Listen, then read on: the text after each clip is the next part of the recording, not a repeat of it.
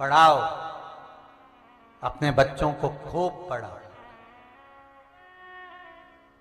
विद्यावान बनाओ, खूब doctor, engineer, CA, commissioner, collector, SP, नेता, मंत्री, संतरी, जो बनाना सब बनाओ। पर हाथ जोड़ निवेदन है, अपने बेटे को सबसे पहले संस्कारित बनाओ। ये सब बन भी जाएगा, संस्कार नहीं होंगे तो रोटी कौन ला कर देगा, सेवा कौन करेगा। खूब पढ़ाओ दिल से। भगवान ने धन दिया हो तो बच्चों को अच्छा पढ़ाना चाहिए, बेटा हो चाहे बेटी, खूब दिल से पढ़ाओ, खूब पढ़ाओ, पर थोड़ा संस्कार। हे बेटा चलो लोटा भर के पानी लो, शिव जी के मंदिर जाओ, उठाओ जल, सूर्य नारायण भगवान को अर्घ दो, सिर पे तिलक लगाओ। अरे मम्मी कोई फैशन, सिर पे तिलक लगाओ। सबको प्रणाम करो।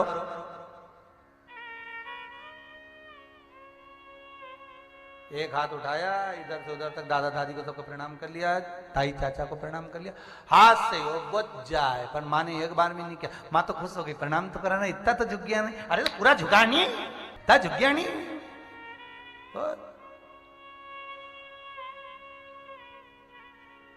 इतने में खुश हो गई हो, मेरा बेटा तो इतना झुक गया। अरे पूरा झुका, अभी उम्र है। घुटने टिकवाओ, प्रणाम करो, नमन करो। क्या झुक गया, झुक गया, इतना झुक गया।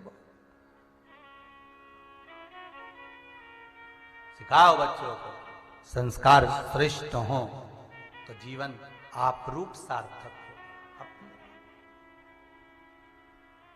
जीवन की सार्थकता बनेगी।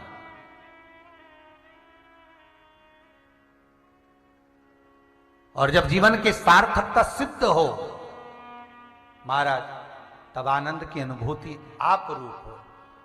भृंगी एक ब्राह्मण का रूप रखकर मां जगत जननी जगदम्बा पार्वती जो 6 वर्ष की हैं, उनको ले जाकर शिवलिंग का निर्माण करना, पार्थिव शिवलिंग कैसे बनाया जाता है वो बताए।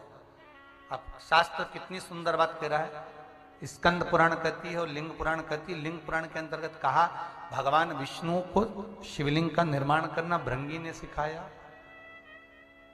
ब्रह्मदेव, अग्निदेव, सूर्य नारायण, इंद्र, लक्ष्मी, ब्रह्माणी, ये जितने देवता हुए, सारे देवताओं को अगर शिवलिंग का निर्माण करना बताया तो स्वयं भृंगी देव ने बनाया। स्वयं बने भगवान शंकर के गण भृंगी। निर्माण कैसे किया, पार्वती को बताया। हे जगत जननी जगदम्बा, पार्वती के सम्मुख में भृंगी देव आए। थोड़ी सी बालू, थोड़ी सी मिट्टी लाए। बालू और मिट्टी का मिलन कर कर, केवल मिट्टी का शिवलिंग नहीं बनता, उसमें थोड़ी सी बालू या कंकर उसमें होना चाहिए। क्यों? ये लिंग पुराण कहती है कि मिट्टी के अंदर बालू या कंकर एक छोटा सा इसलिए डाला जाता है, अभिषेक करते समय जब पूरा शिवलिंग पानी में गल भी जाए, कहीं से खंडित भी हो जाए, उसमें जो बालू डली हो, कंकर डला हो, कंकर तो पत्थर का होता है, वो खंडित नहीं हो सकता, वो गल नहीं सकता। इसलिए कंकर को शंकर मानकर अगर पानी भी चढ़ता रहा तो पूजा स्वीकार करी जाएगी। इसलिए पूर्ण मिट्टी नहीं, उसमें बालू हो, कंकर हो, थोड़ा सा।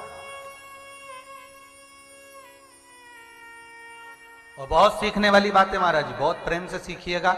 शिवलिंग का निर्माण कई लोग आज भी करते हैं। शिवलिंग का निर्माण, मिट्टी लिया, बना लिया और पानी चढ़ाया, फिसल गया शिवलिंग, या तड़क गया, या कहीं खंडित हो गया, तो मन में आ गया बताओ हमने तो शिवलिंग बनाया था, खंडित हो गया, या तिड़क गया, या गल गया, हम तो पानी चढ़ाए तो वो पूरा गल चुका है। तो उसमें एक कंकर हो या उसमें बालू की रेत हो, रेत में ढेर कंकर होते, बालू रेत में ढेर कंकर होते, कोई तो कंकर साबुत रहे, कोई कंकर पर भी अगर जल चढ़ा तो शिव है।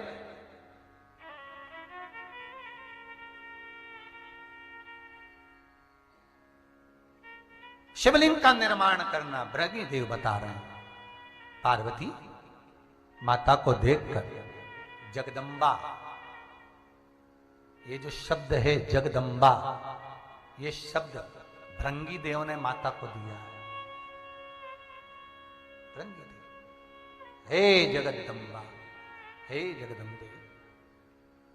एक सुंदर पत्ता रखकर उस पर सुंदर भगवान स्वरूप सती का भाग निर्माण कर कर जलाधारी बनाकर उत्तर की ओर जलाधारी का मुख रखकर फिर शिवलिंग के रूप का निर्माण कर कर जो शिवलिंग को पधराता है उसके पूजन का विधान बताया कि चाहे पार्थिव शिवलिंग का निर्माण करो,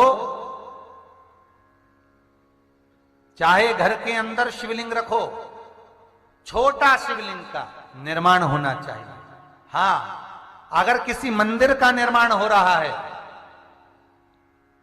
किसी मंदिर में प्राण प्रतिष्ठा हो रही है, किसी मंदिर में शंकर का शिवलिंग विराजमान हो रहा है, तो जो जजमान शिवलिंग का निर्माण, जो जजमान प्राण प्रतिष्ठा कर रहा है, जो जजमान प्रतिष्ठा करने के लिए बैठा है, उस जजमान के 12 उंगल से बड़ा शिवलिंग होना चाहिए।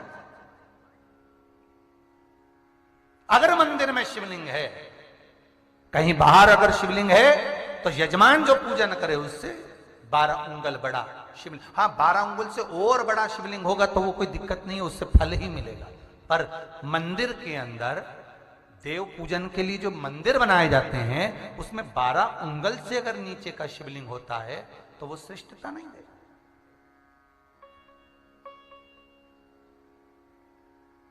12 उंगल से बड़ा शिवलिंग का फिर निर्माण करो महाराज। उससे बड़ा होगा चल जाएगा, उससे और बड़ा होगा चल जाएगा, पर उससे छोटा जो जजमान प्राण प्रतिष्ठा कर रहा है, जो जजमान प्रतिष्ठा कर रहा है, तो पंडित भी कर देते हैं, ब्राह्मण चतुर कर देते हैं, ये शिवलिंग छोटा है, इतना बड़ा नहीं चाहिए, उससे बड़ा होना चाहिए। जो जजमान पूजन करे उसको उसका फल मिले, उसको पुण्य फल प्राप्त। जब भी तो आप लोगों को हम बारंबार कहते हैं कि आप लोग जो भी उपाय करते हो वो घर में कर लेते हो, आपसे कहते हैं मंदिर में जाकर करो। मंदिर में जाकर करोगे तो शिवलिंग जो बड़ा स्वरूप का होता है वो अधिक फल देने वाला है, उसका आनंद सुख अलग। जैसे बेलपत्री का छोटा सा पौधा पार्वती का स्वरूप होता है, बेलपत्री का जो बड़ा मध्यस्थ पौधा होता है वो उमा और ललिता का स्वरूप होता है। बेलपत्री का जो बड़ा वृक्ष होता है वो 64 योगिनियों का फल स्वरूप होता है। बेलपत्री का और बड़ा वृक्ष जिसमें फल लगने लगे हों वो वृक्ष पार्वती, जगदम्बा, सती, भगवान शंकर की जो अर्धांगिनियां हैं, भगवान शिव की जो रानियां पूर्व में जो रही, चाहे पार्वती हो, चाहे उमा हो, चाहे कात्यायनी हो, चाहे चंद्रघंटा हो, स्कंदा हो, कुष्मांडा हो, उसका स्वरूप उसका। महाराज एक प्रश्न यहां आया है, महाराज जी पोते को सफेद स्किन का प्रॉब्लम है, हमने उपाय करा, उससे स्किन वापिस तो आ गई थी पर फिर वापिस श्वेत हो रही है, उपाय के अनुसार हमने कर तो लिया था, फिर वापिस अपने कलर में आ भी गई थी वो, फिर वापिस। तो निवेदन इतना सा है कि एक बार उपाय, शिवरात्रि का उपाय जो है वो शिवरात्रि के दिन भस्म चढ़ाकर अवश्य करें, और दूसरा जो सफेद स्किन के लिए उपाय बताया गया आज की कथा में सती शिव चरित्र में, उसका स्मरण करें एक बार, उसको अवश्य करें। और भस्म वाला जो उपाय है वो लगभग 5 बार तो अवश्य करें। भस्म वाला जो पहले YouTube पर डला हुआ है, कई माताएं आती हैं कहती गुरुजी हमें आपसे कुछ पूछना है। हमारा निवेदन केवल इतना है, इस व्यासपीठ से जो बता दिया वो कथा में डला हुआ है, आप YouTube पर निकालो, हमारे पेज पर जाओ और उसको सब्सक्राइब कर कर उसको निकाल कर देखो और उसके अनुसार करो।